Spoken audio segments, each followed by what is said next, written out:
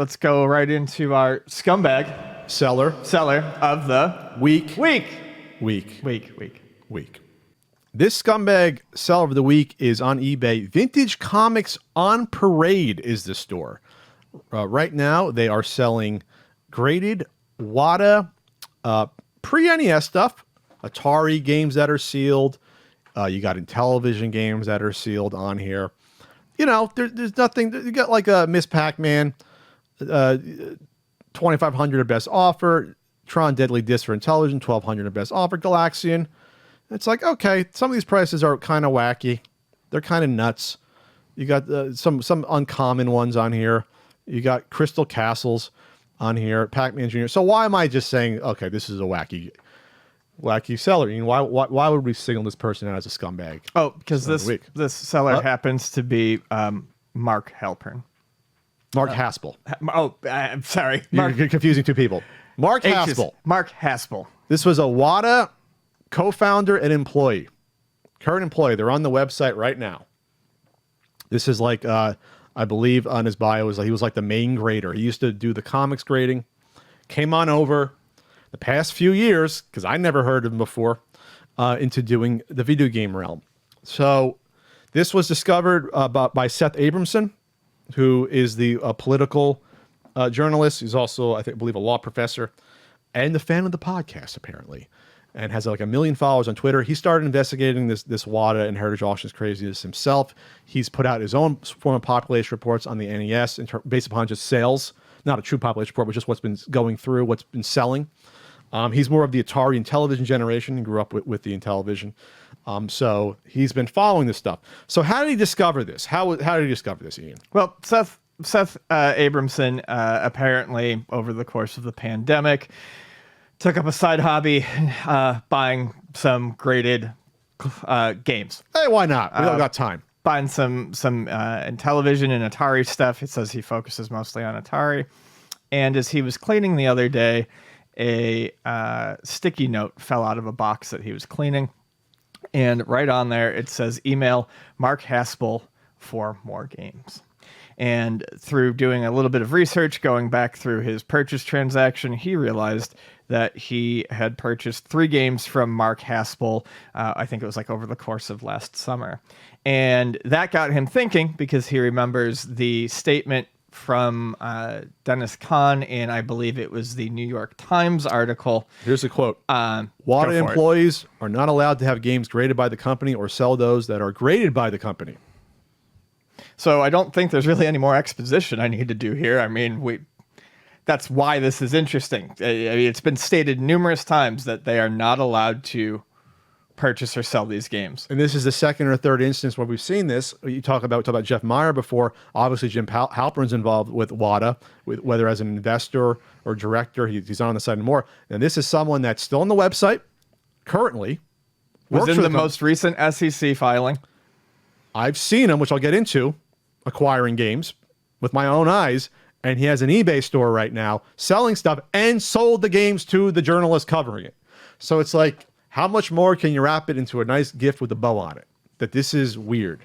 What's happening right here? Yeah. The article goes on to talk a little bit more about how, the grades he received on his games that he's recently had graded. 9.8 A++. He had 5 of them, 9.8, no seal. That's an Atari game that never had a seal, so it's not unsealed. It's not a negative connotation.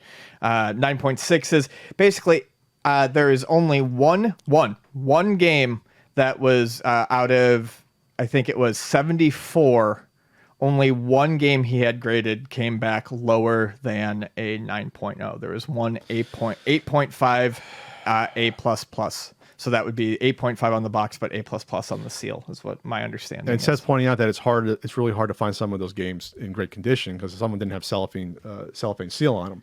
So, right. So they're going to be banged up. So this goes back to preferential treatment, conflict of interest, potentially, ethical dilemmas about how can you allow people to profit off of the business they're a part of to people that are unsuspecting at the same time. And it goes against what Dennis, the CEO, said. I mean, all in one. I'm going to say this, which Seth brings up. How is Dennis not aware that people involved with Wata are doing this? Is this blissful ignorance, or is Dennis in on this? Like how can you not know your employee's doing this? Someone with your company's doing. Like, how do you not know this? How are you not aware of this? That this is going on? So in my video that I did for Carl, once you know, we heard about the name Mark Haspel, and I saw his picture. I'm like, you know what? That guy looks familiar. That guy was at Too Many Games 2019, which was the first retro gaming convention that Wata had a booth at. They had two that year that I know of. They had one at Too Many Games, and they had one in Portland. They had a big booth at Portland that year.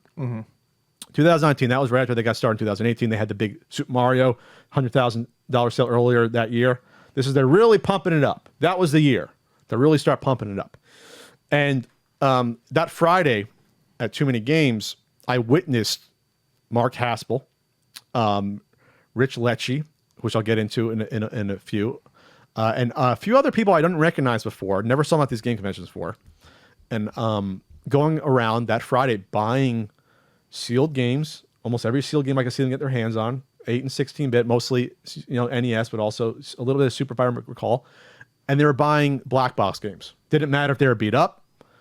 I talked to one guy that sold his average copy of Gyromite and Duck Hunt for $500 each to someone. Test market versions, but when I said that, I was shocked because the test market versions, those games are not that hard to find, and they weren't like sealed to what he sold. They were just like average copies, like the ones I have. So that's when I knew something weird was going on. But I saw Mark Haspel that weekend acquiring these games. I saw him walk back to the booth at one point. This was early on before it was, starting on that Friday. He had a stack of games in his hand. He's walking into the Wata booth, probably to put him behind the counter or whatever, just to hold them. And I'm like, I don't know who this person is. They didn't have like a Wata shirt on, so I didn't pay much mind to it. I just thought it was quizzical. Maybe he's just friends with Dennis Kahn. Maybe he's just friends with the CEO. Sure. I didn't know the history of this person. So I didn't think it was weird. Obviously now you see what's happening. What's interesting though is that there's no NES games for sale on this person's eBay, on Mark Haspel's eBay page. There's none for sale. There's just pre-NES. Yeah. But I'd be shocked if this person didn't have NES games. And from what it sounds like, there's other people that have come out with private communication, digital communication, saying that this person tried to buy my games. So it's not like I went out on a limb saying that. Sure. Or alleging that. Yeah. So it's dirty. It's dirty business. And it's all out in the open. And again, it goes back to they don't care. They don't care. They did it with comics, probably. And now it's a new sector. It's a new investment sector, Ian, segment, or whatever they call it, for video games. So this goes back to another article that Seth did talked about Richard Lecce as well, who he has digital proof in another article that Richard Lecce said he was a co-owner of Wata.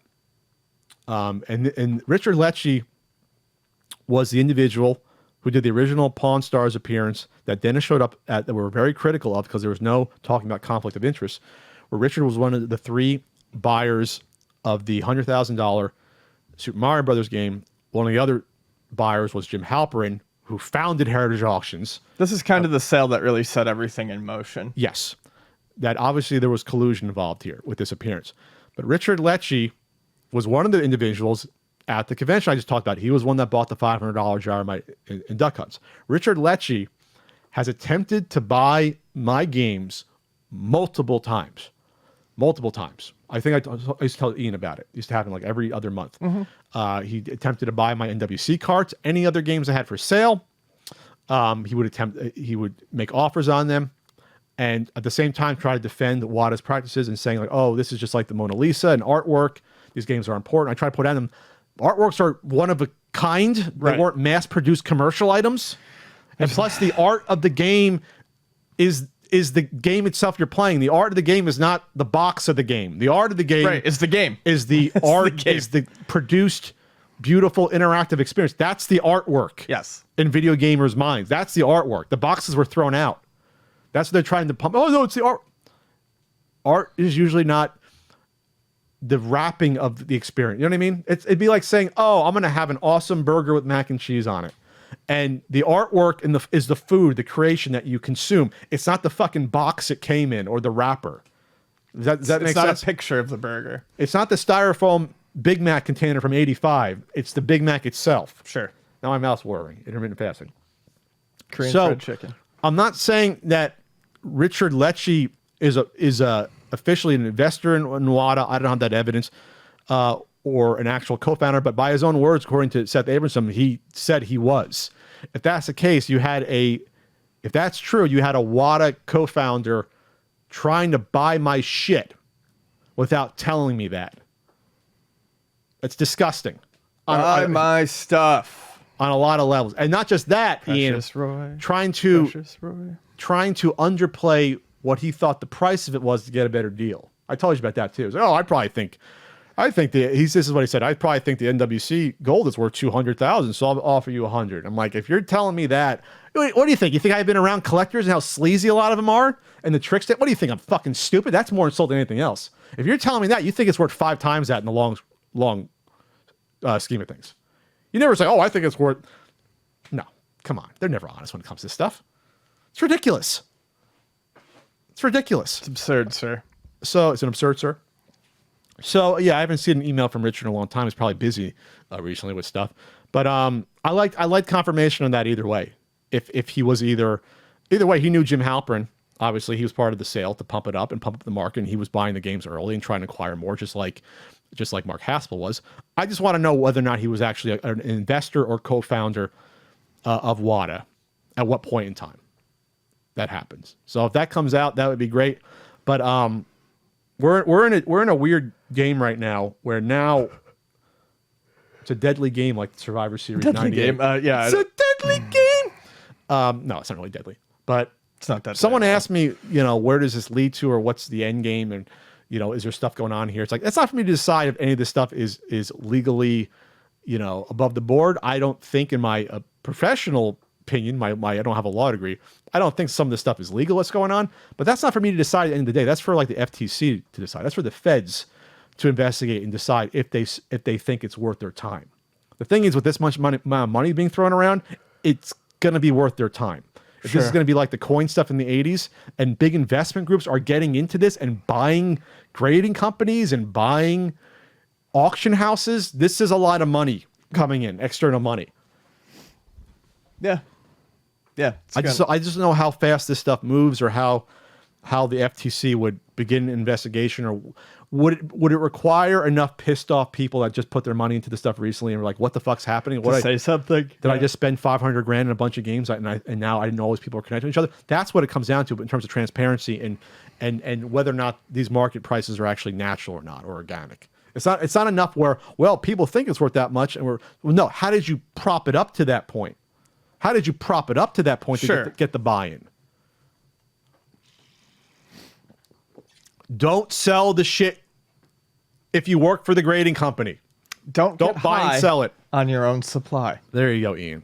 So there you go. So what's this? What's the fucking name of this? Vintage Comics on Parade. Mark, you're the scumbag seller of the week.